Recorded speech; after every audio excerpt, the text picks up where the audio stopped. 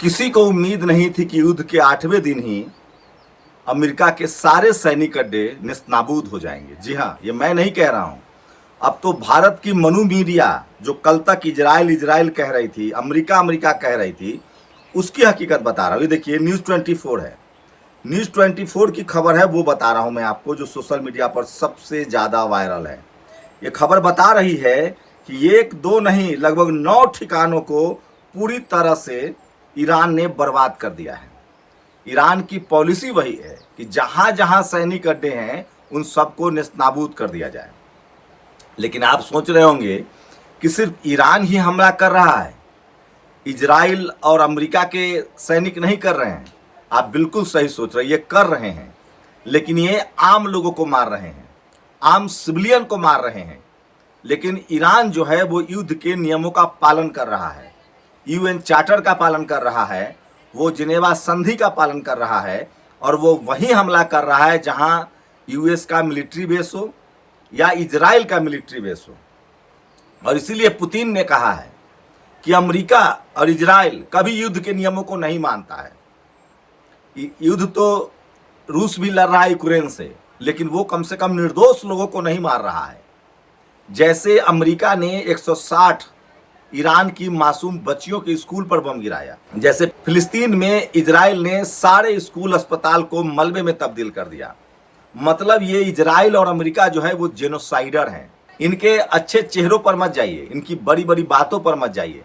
और अब तो और भयानक खुलासा हुआ, एप्स्टीन फाइल में एक और फाइल रिलीज हुई है जिसमें डोनाल्ड ट्रंप ने एक नाबालिग बच्ची को सर पे मुक्का मारा था। वो इतना भयानक है कि मैं वो कहानी बताना नहीं चाहता हूँ, इतना बर्बर है ये डोनाल्ड ट्रंप।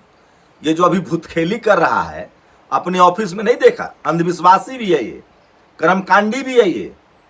जब इसके अपने पर पड़ी है तो देखिए क्या कर रहा है, भूत खिला रहा है। वहीं अमेरिका में भी जो अमन पसंद लोग हैं, जो शांति पसंद लोग हैं, वो सेना में भी हैं, वो भी सवाल पूछ रहे हैं कि हम इजराइल की वजह से क्यों लड़े। तो पूरी दुनिया में अमेरिका कभी इस तरह से बेनकाब नहीं हुआ था, और उसकी वजह है मोबाइल, सोशल मीडिया की ताकत। इराक को इन्होंने बर्बाद कर दिया और कहा कि उनके पास रासायनिक हथियार है, रासायनिक विपन है, कुछ नहीं निकला। इनका मकसद तेल पर कब्जा था। अमेरिका ने कहा कि गद्दाफी जो है वो डिक्टेटर है, इनका मकसद कुछ नहीं था, इनका मकसद था तेल पर कब्जा। खाड़ी देश जितने हैं 9, 8, 9, चाहे वो कुवैत हो, चाहे जॉर्डन हो, चाहे अबू धाबी हो, संयुक्त अरब अमीरात हो, इन सब देशों पर इन्होंने कंट्रोल कर रखा था ताकि इनका जो तेल का व्यापार है वो पेट्रो डॉलर में हो। और बदले में क्या दिया, कहा कि आपकी हम सुरक्षा करेंगे, आपके देश में हम अपना एयरबेस बनाएंगे, वहाँ हमारे सैनिक रहेंगे, फाइटर प्लेन रहेंगे, और आप पर कोई आंख नहीं उठाएगा। क्या करते ये लोग सिर्फ पढ़ाई लिखाई विज्ञान है नहीं तो सुरक्षा के सहारे इनसे लूटा जा रहा था। इजराइल की कोशिश थी कि फिलिस्तीन पर कब्जा कर लिया जाए, लेकिन इस रास्ते में ईरान सबसे बड़ा बाधा था। ईरान एक लोकतांत्रिक देश था, ईरान एक संप्रभुता संपन्न देश था, और वो अमेरिका की गुलामी के लिए तैयार नहीं था, क्योंकि उसके पास तेल और गैस का सबसे बड़ा भंडार है। अगर तेल और गैस के भंडार की बात करें तो लैटिन अमेरिका में वेनेजुएला के पास सबसे ज़्यादा भंडार है। लैटिन अमेरिका में, यूरोप की बात करें तो यूरोप में ये संसाधन बहुत कम है। एशिया की बात करें तो सबसे ज़्यादा तेल और गैस जो है वो रूस के पास है, रूस को कोई कंट्रोल कर नहीं सकता है। भारत, चीन के पास तेल और गैस कम मात्रा में है। उसके बाद खाड़ी देशों में तेल और गैस था, तो खाड़ी देशों में लगभग 9 देशों पर अमेरिका का कंट्रोल था, लेकिन ईरान पर वो कंट्रोल नहीं कर पा रहा था। और ईरान लगातार भारत, रूस और चीन के साथ अच्छे संबंध बनाए हुए था, और वो स्वतंत्र था, अपना डेवलपमेंट चाहता था। अमेरिकन सिर्फ और सिर्फ सुपर पावर बने रहने के लिए, तेल और गैस पर कब्जा करने के लिए इन्होंने ईरान पर निशाना किया। ये कोई झूठ बात है कि वहाँ महिलाओं का शोषण है, रिजीम है, 10 लाख महिलाएं वैज्ञानिक हैं। आज राहुल गांधी ने इस बात को कहा है कि अमेरिका सुपर पावर बना रहना चाहता है, वो पूरी तरह से तेल और गैस पर कब्जा करना चाहता है, और इसलिए ये युद्ध हो रहा है। इसका लोकतंत्र से, जस्टिस से कोई मतलब नहीं है। ये सब झूठ का पुलिंदा है, और अमेरिका का ये सारा झूठ बेनकाब हो गया है। कभी अमेरिका में अभी भी जो लोग हैं वो न्याय पसंद है, इसमें कोई दो मत नहीं है। लेकिन डोनाल्ड ट्रंप जब से आया है तब से ये बिल्कुल नस्लवादी आदमी है, ये एंटी वुमेन है, बच्चों का शोषक है और सबको दुनिया में ये धौंस दिखाता है। भारत में सोचिए 60 रुपए गैस के दाम बढ़ गए हैं, रसोई गैस के दाम। पूरी दुनिया में तेल के लिए हाहाकार मचेगा। मैं फिर कह रहा हूं, ईरान अब इस युद्ध को नहीं हारने जा रहा है। अब इस युद्ध में दुर्गति अमेरिका और इजराइल की हो रही है और अति का अंत होता है। सोचिए, अमेरिका देश दूसरे देशों के लोगों को हथकड़ी लगाता था। अमेरिका संपन्न है, साधन संपन्न है, वो सुपर पावर है। इसकी वजह थी पेट्रो डॉलर। सारे दुनिया में जो कारोबार होते थे तेल के, वो डॉलर में होते थे। दुनिया के सारे बड़े लेन देन वो डॉलर में करना चाहता है, लेकिन चीन ने अपना रुपया करेंसी खड़ा कर लिया।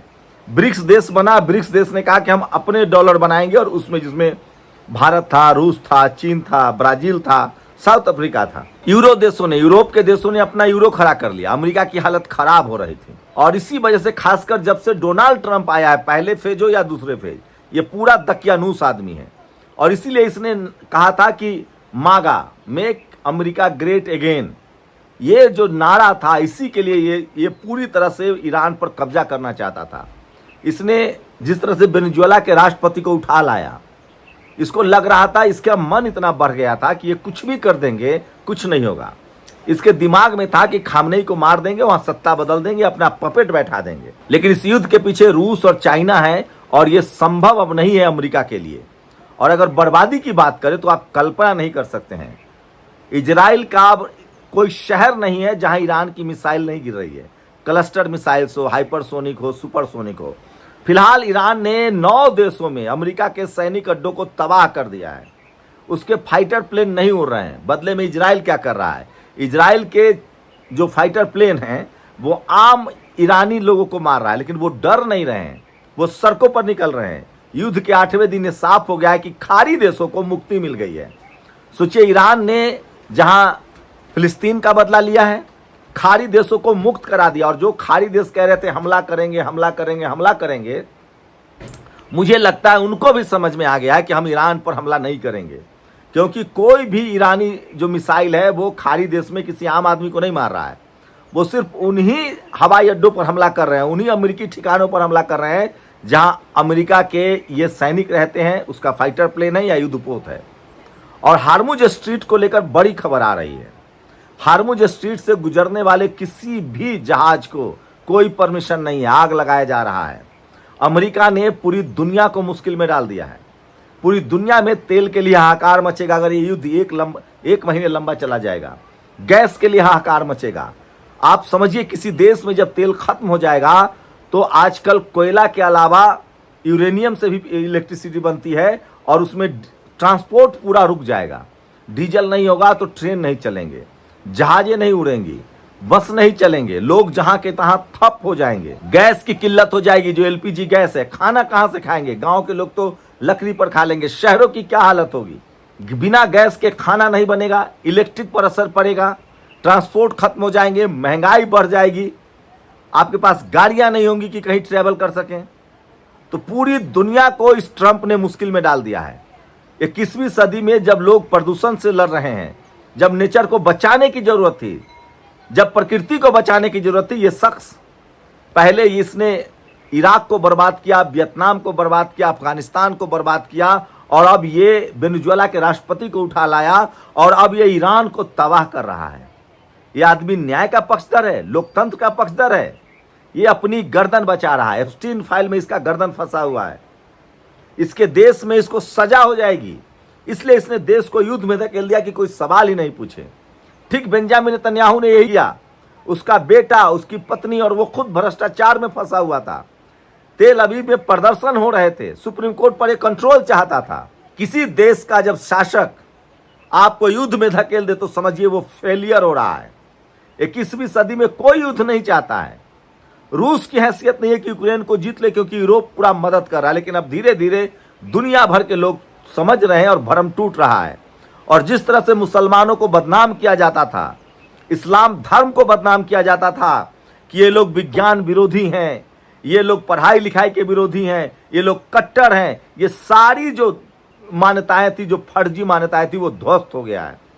ईरान में महिलाओं को बराबर का हक है, पढ़ने लिखने का हक है। और ईरान ने विज्ञान पर कितना काम किया, अगर उसके पास मिसाइल्स नहीं होता, तकनीक नहीं होता, तो कोई उसकी मदद नहीं करता। और दुनिया में अब पावर सेंटर्स के तीन सेंटर्स बन गए हैं। अगर एक अमेरिका है तो एक चीन भी है और एक रूस भी है। और ये दोनों, रूस और चीन जहां रहेंगे वहां सबसे ज्यादा ताकत रहेगी। हाँ, ये लोग विस्तारवादी भी हैं, लेकिन बिजनेस करने से क्या दिक्कत है? जिसके पास जितना हुनर होगा वो उतना बिजनेस करेगा। आप बनाइए, मैन्युफैक्चरिंग कीजिए, आप इन्वेंट कीजिए। हमला तो नहीं, हमला करने वाले देश किसी भी तरह से किसी भी देश पर जो हमला करे वो कम से कम लोकतंत्र की दुहाई न दे। ईरान अपनी सुवेरेनिटी, अपनी स्वतंत्रता की लड़ाई लड़ रहा है, अपनी आज़ादी की लड़ाई लड़ रहा है। और इससे साफ है कि इस पूरे खेल में अमेरिका दोषी है। और बर्बादी की बात करें तो यकीन मानिए, खामनेई ने जो कहा था वो शब्द पूरा हो रहा है। इजराइल नक्शे से खत्म हो जाएगा अगर 10 दिन और युद्ध चला या 15 दिन, वो फिर से फिलिस्तीन बन जाएगा। रूस ने कहा है कि हम फिलिस्तीन को बचाएंगे। और अमेरिका की जो खौफ था, अमेरिका का जो खौफ था, उसकी जो बादशाहत थी, वो अब ध्वस्त हो गया। अब शायद ही कोई देश अमेरिका से डरेगा। अब अमेरिकी हथियारों की विश्वसनीयता भी खत्म हो गई है। अब पूरी दुनिया में होड़ मचेगी रूस और चीन के हथियार खरीदने की, ईरान से मिसाइल तकनीक लेने की, क्योंकि ये साफ हो गया है कि अमेरिका की बादशाहत खत्म हो रही है। अति सर्वत्र वर्ज्यते, अति का अंत होता है। बुद्ध ने कहा है मध्य मार्ग। भारत के लिहाज से बात करें तो अमेरिका से भी भारत अब साफ साफ कह रहा है 30 दिन का समय है, तेल खरीद लीजिए रूस से। अब अमेरिका की बादशाहत बिल्कुल नहीं चलेगी। एप्स्टीन फाइल की वजह से जितने देश के प्रमुख अमेरिका के साथ मिले हुए, उनका समझिए कि एप्स्टीन फाइल में नाम है। और जिनका एप्स्टीन फाइल में नाम नहीं है वो देश उससे नहीं डर रहा है। ये बात मैं कह रहा हूं, गांठ बांध लीजिए। खुद इजराइल अमेरिका के ट्रंप को ब्लैकमेल कर रहा है एप्स्टीन फाइल के नाम पर, क्योंकि एप्स्टीन फाइल बनाने वाला जो एप्स्टीन था वो इजरायली था। और उसने पूरी दुनिया के बिजनेसमैन, नेता, राष्ट्र प्रमुख सबको ट्रैप किया और नाबालिग बच्चियों के साथ इस तरह के वीडियो बनवा दिए ताकि ये अपराधी साबित हो जाए और अपने अपने देश में इनकी सत्ता चली जाए। और इसलिए मजबूर होकर लोग अमेरिका और इजराइल के इशारों पर नाच रहे हैं। खुद इजराइल जो है उसके इशारों पर अमेरिका नाच रहा है। तो जिन जिन देशों के लोग अब अमेरिका के पक्ष में बोलेंगे, उनका अगर वो हो या ना हो, लोग यही समझ रहे हैं कि इनका भी वीडियो है भाई साहब। ये स्थिति है। और युद्ध के 8वें दिन विनाश की वो सारी तस्वीरें नेशनल दस्तक के एक्स हैंडल पर देख सकते हैं, जहां वो सारी तस्वीरें हम यूट्यूब पर नहीं दिखा सकते हैं, फेसबुक पर नहीं दिखा सकते, क्योंकि इसकी अपनी एक लिमिट है, नहीं तो हमारा चैनल बंद कर दिया जाएगा। लेकिन सच्चाई है कि 8वें दिन ईरान ने लगभग 9 देशों में अमेरिकी ठिकानों को निस्ताबूद कर दिया है। उसके मिसाइल्स, खासकर क्लस्टर मिसाइल्स जो हैं वो कह ढा रहे हैं। और तेल अबीब अब सुरक्षित नहीं है और इजराइल घुटनों पर है। और ईरान ने कहा है कि मैं सीज फायर नहीं करूंगा। शुक्रिया। नेशनल दस्तक की आपसे गुजारिश है कि अगर इसको बचाना चाहते हैं तो नेशनल दस्तक को सब्सक्राइब करने के लिए रेड कलर के सब्सक्राइब बटन को दबाएं, फिर बेल आइकन की घंटी दबाएं। नेशनल दस्तक को बचाने के लिए बहुत जरूरी है कि हर खबर को शेयर करें, लाइक करें, कमेंट जरूर करें।